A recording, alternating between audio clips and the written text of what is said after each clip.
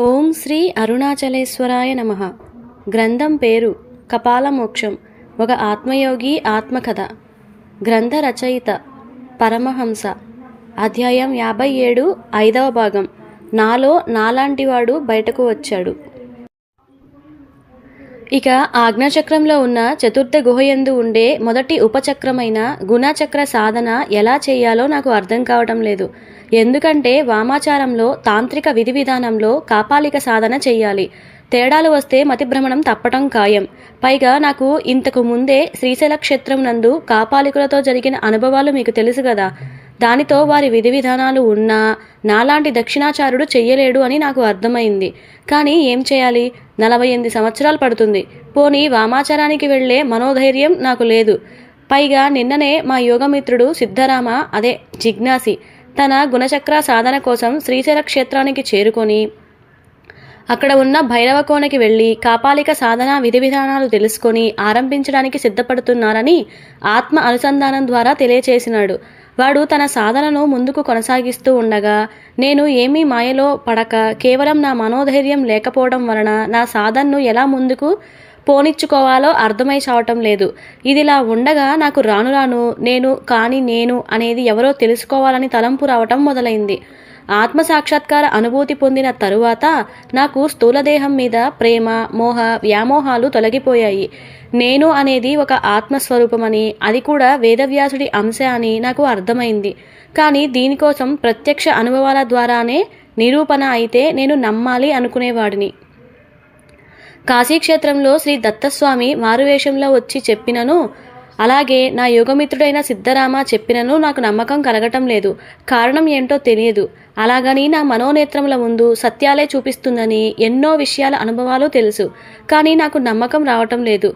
ఒకరోజు తెనాలి రామకృష్ణుడికి శ్రీకృష్ణదేవరాయ ఆస్థాన వికటకవి, ఆయనకి దర్శనం ఇచ్చిన కాళికాదేవి మాత విగ్రహం ఒక గుడిలోని ధ్వజస్తంభం దగ్గర దొరికిన దానిని పునః ప్రాణప్రతిష్ఠ చేస్తున్నారని తెలిసి ఆ మాతను చూడాలని అనుకున్నాను. కానీ వీలు పడలేదు. ఎన్నో ఆటంకాలు ఏర్పడుతూ వచ్చినాయి. ఇక నేను నా సొంత ప్రయత్నాలు మానుకున్నాను. అమ్మ ఆజ్ఞ ఇచ్చే వరకు ఆమెను చూడటానికి వెళ్ళకూడదని నిశ్చయించుకున్నాను. ఈ గుడికి ఒక పీఠం ఏర్పరచి తాంత్రిక ప్రపంచం విజ్ఞాన విషయాలను లోకానికి తెలియచెప్పడానికి గుంటూరు హిందూ కాలేజీ ప్రిన్సిపల్గా పనిచేసి పదవీ విరమణ అయిన తరువాత సన్యాస పదవి చేపట్టి కుర్తాలం పీఠాధిపతి అయిన శ్రీ సిద్ధేశ్వరానంద భారతీ స్వామివారు రచించిన వివిధ తాంత్రిక విధి విధానాల గ్రంథాలు నా చేతికి వచ్చినాయి. దానితో నాకు తాంత్రిక ప్రపంచం యొక్క విలువ ఏంటో తెలిసొచ్చింది. దాని మీద భయం తొలగి లేనిపోని అపోహలు పోయి ఆసక్తి పెరిగింది. ఈయన ప్రత్యేకత ఏమిటంటే అన్ని రకాల తాంత్రిక విధి విధానాలు తన మీద ప్రయోగాలు చేసుకుంటూ వాటిలో ఈ లోకానికి విలువైనది దగ్గర ఫలితాలు చూపే కలిగించే వాటిని లోకానికి తెలియచేయడమే కాకుండా తనకి ఉన్న జన్మాంతర జ్ఞానసిద్ధితో ఎంతోమంది యోగ సాధకులకు వారి ఆది జన్మలు చెప్పడం జరుగుతుందని వారి చరిత్ర ద్వారా తెలుసుకున్నాను. కానీ వారికి నేను ప్రత్యక్షంగా చూసే అవకాశం రాలేదు. చూడాలనే ఆలోచన ఉండేది కాదు. తపన లేదు. కారణం తెలియదు. వీరిని అడిగి తన జన్మ వేదవ్యాస అంశ అవునా కాదా అని నా ధర్మ సందేహం తేల్చుకోవాలని ఉండేది. ఆయన మహాపీఠాధిపతి స్థానంలో ఉన్నారు. పైగా మంది మార్బలం ఉండే ఉంటుంది. ఆయన్ని కలుసుకోవడానికి ఎంత చమురు వదిలించుకోవాలో తెలియదు. ఎంత శ్రమపడాలో తెలియదు. నా సాధనా శక్తి ఉంటే ఆయన నోటి నుండే అమ్మవారు కలిగిస్తుందని నా ప్రగాఢ నమ్మకం. టీవీలో వచ్చే ఆయన కార్యక్రమాలు అప్పుడప్పుడు చూడటం జరుగుతూ ఉండేది. ఇలా కొన్ని నెలలు గడిచిపోయినాయి. ఒకరోజు నేను ఉన్న ప్రాంతంలో గుడి దగ్గర తన ఆధ్యాత్మిక ఉపన్యాసం ఇవ్వటానికి కాశీక్షేత్రం నుంచి రావటం జరిగింది. ఈయన అప్పటికే అన్నింటి యందు వైరాగ్యం చెంది కేవలం స్థూల శరీరంతో పీఠాధిపతి అనే మాయా పదవీ బాధ్యతలు మోస్తున్నారని, మహాశ్మశానమైన కాశీక్షేత్రం నందు శాశ్వత మరణం పొందాలని తప్పిస్తున్నారని నాకు తెలిసి ఆయన మీద మరింత గౌరవ మర్యాదలు పెరిగినాయి. ఈయన అందరిలాంటి సన్యాసి, అలాగే పీఠాధిపతి కాదని నాకు అర్థమైంది. సరే అని కుటుంబ సభ్యులంతా గుడికి వెళ్లాలని పట్టుబట్టడంతో నాకు ఇష్టం లేకపోయినా వెళ్ళక తప్పలేదు. కనుచూపు మేరలో ఒక స్టేజీ మీద ఈ స్వామివారి ప్రసంగం జరుగుతోందని మైకు శబ్దం బట్టి నాకు తెలిసింది. అలాగే నేను గుడిలోని ప్రధాన ద్వారం దాటగానే నా మనోనేత్రం ముందు ఆయన స్వరూపం దర్శనం అయ్యింది. నేను పెద్దగా పట్టించుకోలేదు. ఉపన్యాసం వినాలని ఆసక్తి చూపలేదు. దైవ దర్శనం పూర్తి చేసుకుని గుడి నుంచి బయటకు వెళ్ళిపోతుంటే మైకు నుంచి ఎవరికి తెలుసు నాయనా, మీలో మీకే తెలియని వేదవ్యాసుడు ఉండవచ్చును, ఒక కాళీ భక్తుడు ఉండవచ్చును, ఒక దేవీ భక్తుడు ఉండవచ్చును, పరమశివుడు ఉండవచ్చును, ఆ నారాయణుడే ఆవాసమై ఉండవచ్చును కదా. అది మీకు మీరే స్వానుభవ అనుభూతి అయ్యేదాకా తెలుసుకోలేరు, నమ్మలేరు. అయిన తర్వాత కూడా నమ్మలేని వారు కూడా ఉంటారు. వారు నా దగ్గరికి వచ్చి ఆ వ్యక్తి దర్శనం అయిందని నాకు చెప్పే లోపల నాకున్న జన్మాంతర జ్ఞానం వలన నువ్వు ఫలానా అని, ఆది జన్మ నువ్వు ఫలానా మహర్షి అంశ అని వాళ్ళకి చెప్పేవాడిని. ఎందుకంటే నా ఆది జన్మ ఏమిటో నేను సంపూర్తిగా తెలుసుకున్నాను, నమ్మిక ఉంచినాను అంటూ ఇంకా ఏదో చెప్తూ ఉండగానే నా కళ్ళ వెంట కన్నీళ్లు టపటపామంటూ రాలటం, ఈయన చెప్పింది అక్షర సత్యం అని నిరూపణ కోసం ఆకాశం నుంచి వర్షపు జల్లు టపటపా అంటూ ఆరంభం అయ్యేసరికి ఇక ఆయన్ని స్వయంగా నేను అడిగినట్లుగా ఈయన నోటి వెంట పలికించారు అని నిర్ధారణ చేసుకుని అపనమ్మకం లేకుండా పరిపూర్ణ నమ్మకంతో నాది వేదవ్యాస అంశ ఆది జన్మ అని నిరూపణ అయినందులకు ఏదో తెలియని సంతోషంతో ఇంటివైపుకి ప్రయాణించాను. నాకు ఎప్పుడైతే ఆత్మసాక్షాత్కార అనుభూతి కలిగిందో ఆనాటి నుంచి నాలో వింత వింత అనుభవాలు కలగటం ఆరంభమయ్యాయి. నేను అర్ధరాత్రి పూట తీవ్రమైన ధ్యాన స్థితిలో ఉండగా నా భృకుటీ స్థానం నుంచి ఒక సన్యాసి తెల్ల వస్త్రాలు ధరించి ఉన్న వ్యక్తి బయటకు వచ్చి నా ముందే అటు ఇటు తిరుగుతూ కనపడేవాడు. వీడు ఎవడు? మనిషా, దయ్యమా, పిశాచమా, ప్రేతాత్మ అనే అనుమానాలు భయాలు కలిగేవి. నా నుండి ఎలా వచ్చినాడు అనుకునే లోపల ఎలా వచ్చినాడో అలా మామూలుగా ఏమీ తెలియని వాడిలా వెళ్ళిపోయేవాడు. ఇదేమి గోల్రా, ఎవరికి కూడా చెప్పుకోలేను, చివరికి మా శ్రీమతికి కూడా చెప్పుకోలేను. నాకు గానీ పిచ్చి పట్టలేదు కదా. ఒకవేళ నిజంగానే పిచ్చి పడితే ఎవరిని గుర్తుపట్టలేను కదా, ఏమీ తినలేను, నేను ఏమీ చూడలేను కదా, పిచ్చివాగుడు పిచ్చితూలుడు ఉండాలి కదా. మరి అవేవి నాలో లేవు కదా. పోనీ మతిభ్రమణం చెందిందా అంటే అది ఏమీ లేదు. అన్నింటినీ గుర్తుపడుతున్నాను, అందరినీ పలకరిస్తూ ఉన్నాను, యథావిధిగా నా గృహ బాధ్యతలు నేను చక్కగా నిర్వహిస్తూ ఉన్నాను. మరి ఈ వ్యక్తి ఎవరో కానీ నాలో ఉన్న వ్యక్తి ఎవరో నాకు తెలియాలి అనుకుంటూ ఉండేవాడిని. నేను తీవ్ర ధ్యానస్థితిలో ఉన్నప్పుడు వాడు బయటికి రాకుండా ఉండేవాడు కాదు. నేను వాడికి భయపడకుండా ఉండేవాడిని కాను. నా భయం నాకు ఉంది, వాడి ధైర్యం వాడుకుంది. ఎవరికీ చెప్పుకోలేను, ఏమీ అనలేను, ఏమీ తినలేను. నేను తింటున్నానో నాలో వాడు ఉండి తింటున్నాడో నాకు అర్థమై చచ్చేది కాదు. నేను తప్పు చేస్తున్నానో వాడు నాలో ఉన్నవాడు తప్పు చేస్తున్నాడో అర్థమయ్యేది కాదు. అంటే వాడి చేతలకు నా స్థూల శరీర చేతులు ఉపయోగించుకుంటున్నారని నాకు నెమ్మదిగా అర్థమైంది. కానీ వాడు ఎవడో తెలిసేది కాదు. వాడి పోలిగిన ఆనవాళ్ళు కూడా అంత స్పష్టంగా కనపడేది కాదు. ఇదిలా ఉంటే ఒకరోజు నేను నా తీవ్రమైన ధ్యాన స్థితిలో మా ఇంట్లో ఉంటే ఎక్కడో 20 కిలోమీటర్ల దూరంలో ఉన్న అమ్మమ్మ గారి ఇంటికి నా పోలికలు ఉన్న ఒక వ్యక్తి ఆమె దగ్గరకు వచ్చి ఏవో ఓదార్పు మాటలు చెప్పి వెళ్ళిపోయేవాడట. ఎలా అంటే నేను ఒకరోజు అమ్మమ్మను చూడలేదని ఆమెను చూడటానికి వెళ్తే ఆమె వెంటనే మళ్ళీ వచ్చినావు ఏమిరా, 3 రోజుల క్రితం నన్ను చూడటానికి వచ్చి నీ ఓదార్పు మాటలతో నాలో ఉన్న దిగులు తీసేసినావు కదా అంటుంటే నా మతి పోయింది. నేను రావటం ఏంటి, ఈమెతో మాట్లాడటం ఏంటి? 4 సంవత్సరాల తర్వాత మొట్టమొదటిసారిగా నేను రావటం ఇదే మొదటిసారి. ఈమె కాస్త 3 రోజుల క్రితం నేను వచ్చినాను అంటుందేంటి? అమ్మో, నాలాంటి వ్యక్తి మరొకడున్నాడా, తిరుగుతున్నాడా? అసలు ఈ లోకంలో మనుషులను పోలిన వ్యక్తులు 7 ఉంటారంటారు కదా, అందులో వీడు ఒకడా? నాకేం అర్థం కాలేదు. భయం అనుమానం మొదలై అక్కడ ఎక్కువసేపు ఉండలేక ఇంటికి వెళ్ళిపోయాను. నేను చేయాల్సిన పనులు నాలాంటి వ్యక్తి ఎవరో చేయటం మొదలైందని నాకు ఆనాడు తెలియరాలేదు. తెలుసుకునే స్థితిలో కూడా లేదు. అనుమానం భయం తప్ప ఏమీ లేదు. ఇంకా నయం, నాలాంటి వాడు డబ్బులు అడగలేదు, ఈమెను మోసం చేయలేదు, మంచివాడై ఉంటాడు అనుకుని ఇంటికి చేరుకున్నాను. ఇలా కొన్ని రోజుల తర్వాత నా సహచర మిత్రుడు నేను అప్పటికే రచించిన యోగదర్శన గ్రంథమును చదివి మిడిమిడి జ్ఞానం పెంచుకొని అపరిపక్వ మనస్సుతో ఏవేవో ఊహించుకొని కనీసం కుటుంబ సభ్యులకి అలాగే బంధుమిత్రులకి కూడా చెప్పకుండా రాత్రికి రాత్రే ఇంటి నుంచి ఉద్యోగం వదిలేసి పారిపోయినాడు. 3 రోజుల తర్వాత ఇంట్లోని వారికి ఈ విషయం తెలిసి నన్ను నిలదీయడానికి గుడికి వచ్చినారు. వీళ్ళు వచ్చి నన్ను అడిగేదాకా మనవాడు జంప్ అయ్యాడని నిజానికి నాకు తెలియదు. నాకు ఏం చేయాలో అర్థం అవ్వటం లేదు. వాడు ఎక్కడికి పోయాడో తెలియదు. నేను ఒకసారి ఇలాగే ఎవరికి చెప్పకుండా షిరిడి చేరుకున్నట్లుగా ఏదైనా క్షేత్రానికి వెళ్ళి ఉంటాడు. ఏ క్షేత్రానికి వెళ్ళినాడో కనీసం ఎవరికీ తెలియదు. ప్రాణాలతో ఉన్నాడో లేదో కూడా తెలియదు. ఏమీ అర్థం కాని స్థితి. ఈ పుస్తకం రాసి పెద్ద తప్పు చేశానని జీవితంలో మొట్టమొదటిసారిగా అనిపించసాగింది. ఒక తల్లికి తన బిడ్డ యొక్క కడుపు కోత మిగిల్చాననే భయం మొదలైంది. చేతికి వచ్చిన కొడుకు కళ్ల ముందే మాయం అయితే ఎలా ఉంటుంది? ఎవరు తట్టుకోగలరు? ఆ తల్లి మనోవేదనను ఎవరు తీర్చగలరు? ఇలా పలు విధాలైన ఆలోచనలతో నా మనస్సు ఉండేది. అలాగే నా ధ్యాన సాధన ఆజ్ఞాచక్రం నందు కొనసాగిస్తూ ఉండేవాడిని. ఇదిలా కాదనుకొని నాకు ఇష్టం లేకపోయినా ఒక తల్లి పడే ఆవేదనను చూడలేక నాకున్న దురదృష్టి సిద్ధితో వాడు ఎక్కడ ఉన్నాడో చూడాలని నా మనోనేత్రంతో చూస్తే హరిద్వార్ ప్రాంతంలో ఉన్నట్లుగా మరొకసారి ఋషికేశ్, మధుర, బృందావనం, దేవప్రయాగ, మణికైలాష్ వంటి క్షేత్రాలు దర్శనాలు ఒక్కొక్కటిగా కనపడుతూ ఉండేవి. అప్పటికే మనవాడు జంప్ అయ్యి 6 నెలలు పైగా కావస్తుంది. అంటే నా మనోనేత్రం ముందు కనిపించే క్షేత్రాల్లో మనవాడు సంచారం చేస్తున్నాడని నాకు అర్థమయ్యింది. 3 రోజులకు మించి ఏ క్షేత్రంలో ఉండటం లేదు. పోనీ వీళ్ళకి వాడి అడ్రస్ అంటే ఫలానా క్షేత్రంలో ఉన్నాడని చెప్తే వీడు అక్కడికి వెళ్ళి వెతికేసరికి మనవాడు జంప్ అవుతాడేమోనని. ఎందుకంటే వీడు 3 రోజులకు మించి ఎక్కడా లేడు అనిపించింది. వీడు ఎక్కడో ఒక ప్రదేశంలో కానీ క్షేత్రంలో కానీ స్థిరపడేదాకా మనం ఏం చేయలేమని నాకు అవగతమైంది.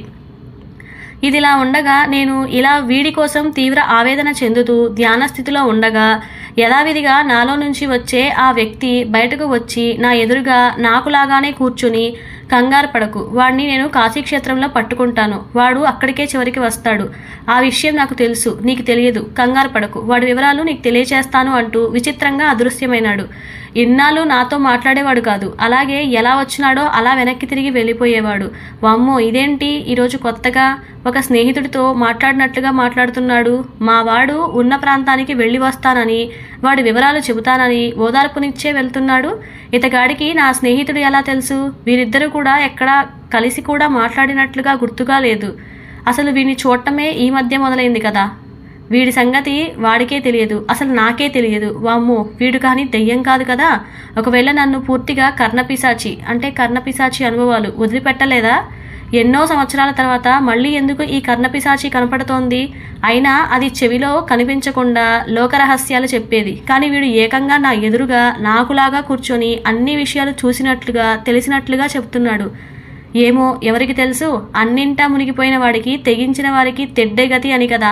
చూద్దాం ఏం జరుగుతుందో అని అనుకుంటూ ఉండగా అదృశ్యమైన ఈ వ్యక్తి కాస్త సాదృశ్యంగా నా కళ్ళ ముందు కనిపించేసరికి భయం వేసింది. దడ మొదలైంది. వాడు ఏమి విషయాలు చెప్తాడో విని తట్టుకునే పరిస్థితి నాకు ఉందా అనే అనుమానం పడుతూ ఉండగా వాడు కాస్త, అమ్మయ్య, మీ వాడి అడ్రస్ దొరికింది. వాడు కూడా నీకులాగానే కాశీక్షేత్రంలో ధ్యానం చేసుకుంటున్నాడు. వాడికి కనిపించి వచ్చి వాడు నన్ను గుర్తుపట్టి పిలిచే లోపల పరిగెత్తుకుంటూ నీ దగ్గరికి వచ్చేశాను. వాడు ఉన్న అడ్రస్ మరో వారం రోజుల్లో నీకే తెలుస్తుంది. కంగారు పడకు, ధైర్యంగా ఉండు, నేను ఉండగా నీకు భయం ఎందుకు అని అంటూ వాడు యథావిధిగా బ్రుకుటీ ప్రాంతంలోకి దూరిపోయాడు. అసలు నాకు ఏమి జరుగుతుందో, వీడు ఎవరిని చూసి వాడనుకున్నాడో నాకు అర్థమయ్యే లోపల నిద్రాదేవత ఆవహించింది. ఇలా ఒక వారం రోజులు గడిచిపోయాయి. పారిపోయిన మా స్నేహితుడి నుంచి విచిత్రంగా నాకు ఒక ఫోన్ కాల్ వచ్చింది.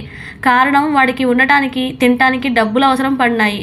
ఒక 5,000 ఎంఓ చేయమని వాడు ఉన్న అడ్రస్తో సహా నాకు చెప్పడం, నేను వెంటనే మా అయ్య ద్వారా వాళ్ళకి ఈ అడ్రస్ వివరాలు చెప్పడం జరిగిపోయాయి.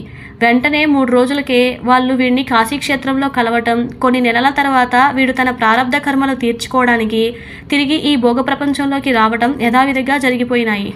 వచ్చిన తర్వాత వీడు ఒకరోజు నా దగ్గరికి, మా ఇంటికి వచ్చి, నువ్వు ఆ రోజు నా దగ్గరికి రాకపోయి ఉంటే నేను నీకు ఫోన్ చేసేవాడినే కాను అని వాడు చెప్తూ ఉంటే నాకేమీ అర్థం కాలేదు. నేను వెంటనే వాడితో, నేను నీ దగ్గరికి రావటం ఏంటి? అసలు నువ్వు ఎక్కడున్నావో ఎక్కడికి వెళ్ళావో నాకే తెలియదు, మీ వాళ్ళకి తెలియదు. నువ్వు నాకు ఫోన్ చేసేదాకా నీ వివరాలు మాకు తెలియవు. మరి నేను నీ దగ్గరికి ఎలా వస్తాను అనగానే వాడు వెంటనే, అదేంటి అలా అంటావు? నేను కాశీలో మణికర్ణికా ఘాట్ వద్ద ధ్యానం చేసుకుంటూ ఉండగా నీవు కనిపించి నీకోసం అందరూ ఎదురు చూస్తున్నారని చెప్పి నేను నిన్ను పిలుస్తున్నా కూడా పట్టించుకోకుండా పరిగెత్తుకుంటూ వెళ్ళిపోయావు కదా. నాకు ఆశ్చర్యం వేసింది. నేను ఇక్కడ ఉన్నానని నీకెలా తెలిసిందా అని. కనీసం నేను పారిపోతున్నాను అని చెప్పలేదు కదా అనుకున్నాను. నాకు అనుకోకుండా డబ్బులు అవసరం పట్టడంతో నీవు నాకు కనిపించగానే ధైర్యంతో నీకు ఫోన్ చేయడం జరిగిందని వాడు చెప్తూ ఉంటే నాకు నోట మాట రాలేదు. నేను నా ఇంటి నుండి గత 3 సంవత్సరాల నుండి ఎక్కడికి ఏ క్షేత్రానికి వెళ్ళలేదు. వాడేమో ఏకంగా కాశీకి నేను వచ్చానని చెప్తున్నాడు. ఇందులో ఏదో తెలియని మర్మం ఉంది. అమ్మమ్మ నన్ను చూశానని చెప్పడం, వీడు కూడా నన్ను చూశానని చెప్పడం, అలాగే నాలో ఉన్న వ్యక్తి వారం క్రితం పరిగెత్తుకుంటూ నా దగ్గరికి వచ్చినాను అని చెప్పడంతో, అంటే వీరిద్దరికీ నాలోని వ్యక్తి నాలాగా ఉన్నాడు అని నాకు అర్థమైంది. అంటే ఈ నాలోని వ్యక్తి ఎవరో కాదు, నా స్థూల శరీరంను పోలిన సూక్ష్మ శరీరధారి, అంటే నా ఆత్మస్వరూపం. నా సూక్ష్మ శరీరం అంటే నా ప్రమేయం లేకుండా నా అవసరం ఉన్న చోట తెలిసి తెలియకుండా నా సూక్ష్మ శరీర యానం అదే ప్రయాణం చేస్తుందని నాకు స్ఫురణకు రాగానే నా గుండెకాయ గతుక్కుమంది. వామ్మో, నా స్థూల శరీర ప్రయాణాలు ఎవరైనా చేస్తారు, ఇలా నా సూక్ష్మ శరీరం కూడా ప్రయాణాలు చేయడం మొదలు పెడితే వామ్మో వాయు, నా పరిస్థితి ఏంటి, దీన్ని ఎలా ఆపాలి అనుకుంటూ రామకృష్ణ పరమహంస జీవిత చరిత్రను తిరగవేసి చూస్తూ ఉండగా ఆయన కూడా తీవ్ర ధ్యానంలో ఉండగా ఆయన నుంచి ఒక సన్యాసి బయటకు వచ్చి ఎదురుగా కూర్చుని తన ధర్మ సందేహాలు తీర్చేవాడు అని ఈయన ప్రశ్నలు అడగటం, ఆయన సమాధానాలు చెప్పటం జరిగిన తర్వాత ఈ సన్యాసి యథావిధిగా లోపలికి మళ్ళీ తిరిగి ప్రవేశించి మాయమయ్యేవాడు అని, ఇలా కొన్ని నెలల తర్వాత ఇలా వచ్చే సన్యాసి తానే అయినట్లుగా, అంటే తన సూక్ష్మ శరీరం అని గ్రహించినారని వారి చరిత్రలో చదివేసరికి నా గుండెకాయ గతుక్కుమంది. అంటే ఇలా నాకు బయటకు వచ్చేవాడు నిజంగానే నా సూక్ష్మ శరీరం అని నాకు నిరూపణ అయ్యింది. ఇక దానితో నా సూక్ష్మ శరీరధారికి భయపడటం మానివేసి వాడి కోసం ఎదురు చూడటం మొదలుపెట్టినాను.